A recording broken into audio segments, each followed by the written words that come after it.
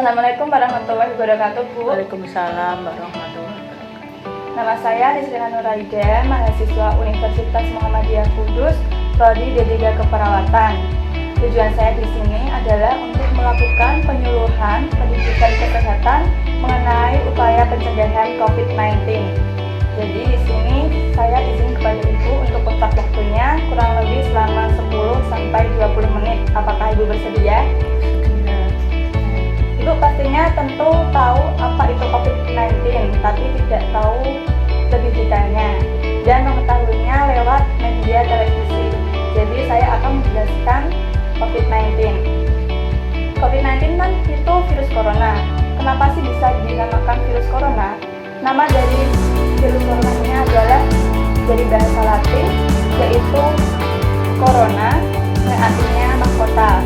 Jadi WHO itu sudah meneliti menggunakan mikroskop elektro yang tampak seperti sinar yang mengelilingi matahari, dan sinar itulah yang berbentuk seperti mahkota. Nah, virus itu apa? Coronavirus itu adalah keluarga besar virus yang menyebabkan penyakit di saluran pernafasan yang akan menimbulkan beberapa penyakit mulai dari flu biasa sampai penyakit yang lebih parah, misalnya adalah middle respiratory syndrome, yaitu sindrom pernafasan Timur Tengah yang disebut MERS-CoV, yaitu terjadi di Arab Saudi pada tahun 2013, dan juga severe acute respiratory syndrome, yaitu sindrom pernafasan akut disebut SARS-CoV yang terjadi di Cina pada tahun 2003. Dan coronavirus ini adalah penyakit infeksi yang terjadi virus baru yang menyebabkan penyakit disebut COVID-19 atau Coronavirus Disease 19.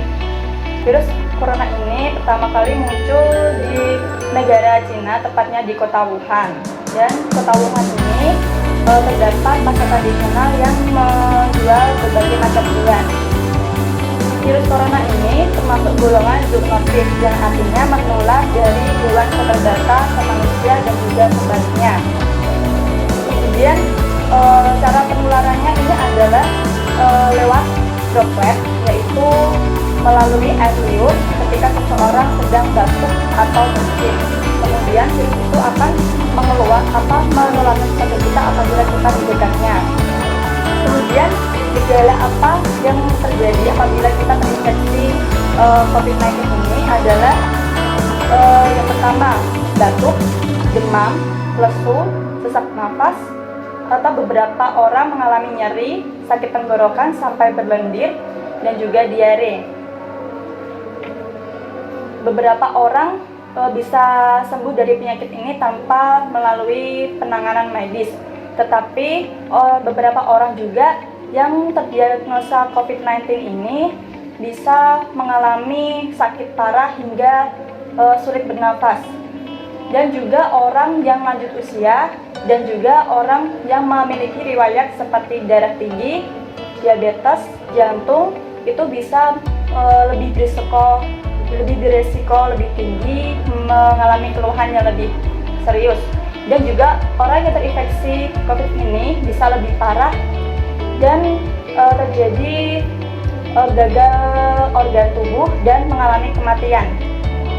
Lalu bagaimana kita mencegah dari COVID-19 ini?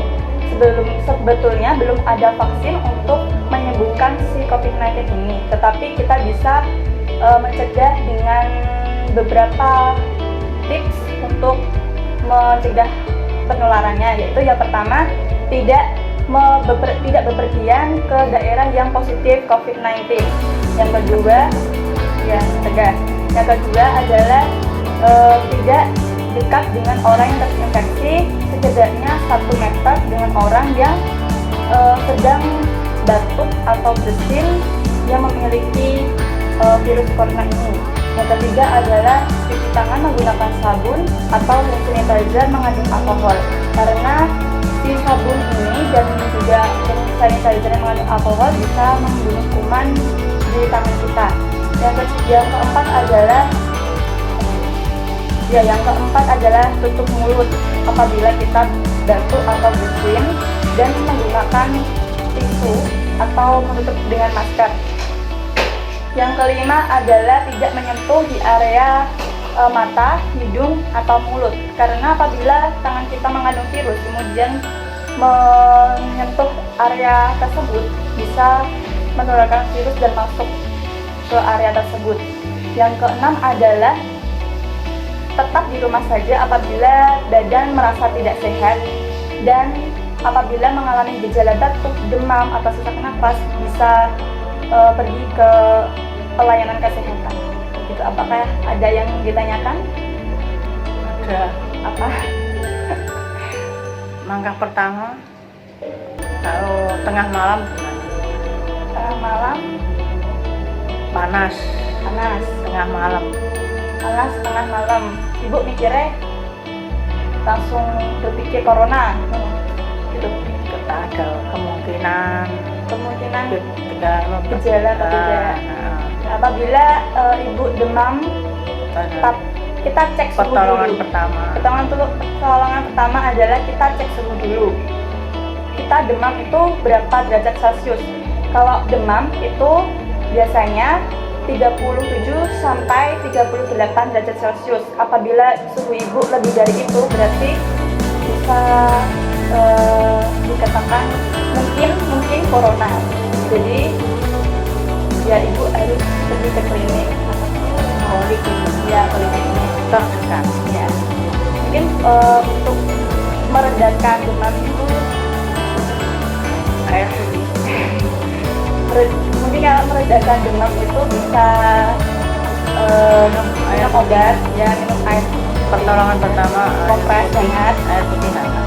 Minum. Ya, Kata mantri. ya. Terus ada lagi? Ya, berarti udah paham ya. Kalau begitu sekian dari penjelasan saya. Semoga ibu lebih paham dan bermanfaat. Amin. Sekian Bu, assalamualaikum warahmatullahi wabarakatuh. Salam. Panda. I got broads in Atlanta, just to me in the family. Credit cards and the scammers, hitting the licks in the band. Legacies.